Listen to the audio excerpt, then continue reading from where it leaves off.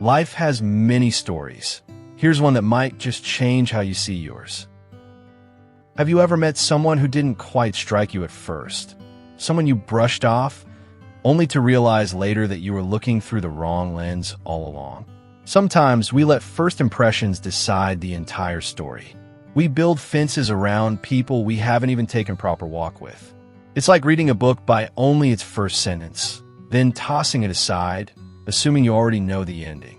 But what if the most beautiful pages are the ones you never gave yourself the chance to read? One of life's easiest traps is assuming we're excellent judges of character. And honestly, sometimes we are. There's a small thrill in getting it right, that someone really was as cold or loud or boring as they first appeared. But here's the thing. Even when we're right, what exactly are we gaining from being correct but alone? Let me take you back to a personal experience from just a few years ago. Between September 2021 and August 2022, I worked in this firm, sharing a department with a lady I now call one of my favorite humans. I remember our first day vividly. She seemed withdrawn, uninterested, locked in her phone, and scrolling through TikTok. Me? Not exactly Mr. Sociable either, so I left her alone. By the end of the day, we exchanged contacts out of professional courtesy, and that was it. I won't lie. My first impression? We won't vibe. She didn't fit any of the so-called preferences I thought I had for women. Not in looks, not in presence, not even age. That was the story I told myself. But time happened. Days turned into weeks, and weeks into shared laughter, quiet truths, and heartfelt confessions. She began to open up, telling me about her final year in school, writing exams with a baby bump, raising a child alone, and braving the weight of life with grace. It was raw, it was real, and suddenly, the woman I once thought wasn't my vibe had become a friend I couldn't imagine work without. She called me at 5 a.m. just to ask if I wanted breakfast. She checked in. She cared. And I wasn't even doing much for her in return, other than being someone she could talk to. That kindness wasn't performative. It was pure. Then something unexpected happened.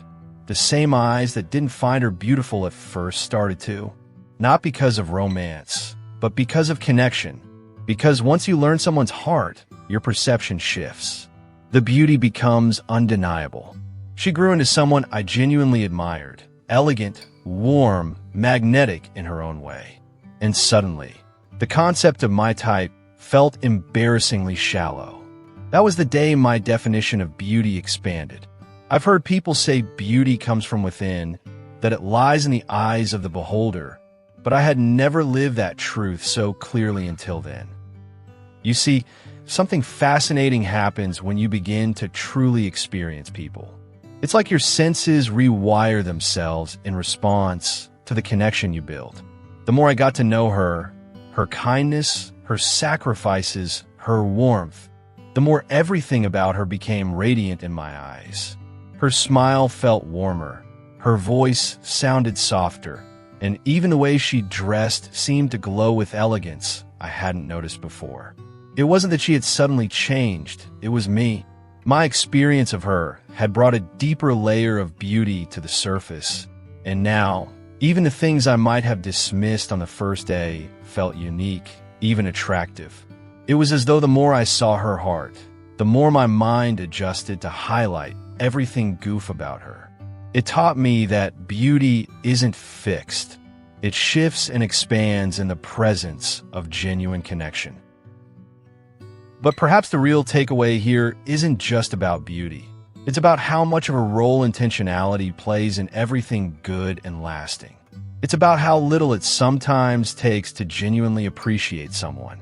When you want to see the good in people, you usually will. Even bad, people have those who ride for them, because they've shown a different version of themselves to someone who chose to look closer. Think about it. We often give off what we hope others will love: kindness, respect, charm. And when that doesn't land, we get offended. But what if the person opposite us isn't looking for those things? What if the key to their admiration lies in how consistently you show up, or in how effortlessly you accept their quirks? My colleague didn't fall for a performance. I wasn't trying to impress. She just saw me, and I in time saw her too. Of course, there were bad days. We argued. We went silent. But we always found our way back.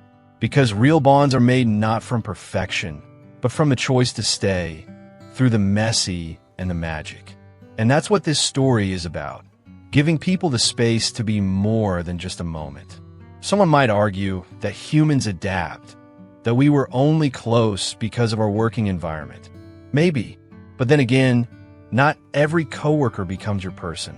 We could have easily coexisted. Instead, we built something. We chose to like each other. We were intentional. So here's my final thought. Well, yes, first impressions matter, but they shouldn't be the final impressions. If I had stuck to mine, I would have missed out on one of the most meaningful connections I've had in recent years. This experience has taught me that we truly lose when we judge too quickly. Everyone has a story, a softness, a side you'll only see if you're willing to look beyond the surface. We can convince ourselves that we're content all we want, that what we have is enough, and that stretching any further might only complicate things.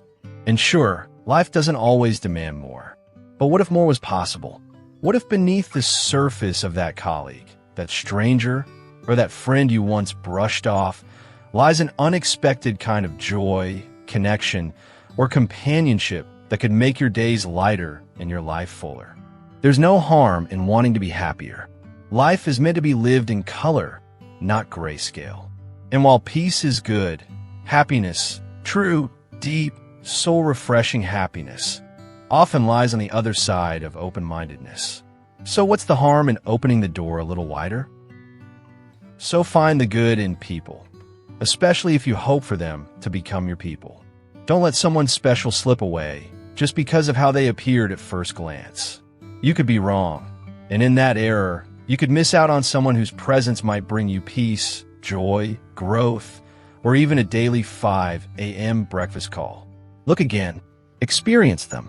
That's where the real beauty lives.